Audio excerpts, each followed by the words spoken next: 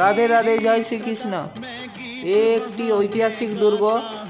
এ রাজস্থানের যোধপুরে অবস্থিত। এ 1459 খ্রিস্টাব্দে রাও যোদ্ধা দ্বারা তৈরি হয়েছিল। এর চারপাশের এরিয়া 1200 একর জায়গা নিয়ে গঠিত। এ 122 মিটার 400 ফুট পাহাড়ের ওপর অবস্থিত।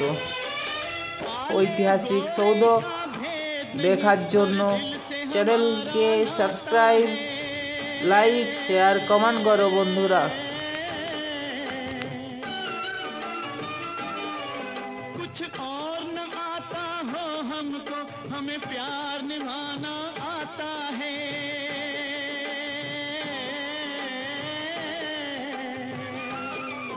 जिसे मान चुकी सारी दुनिया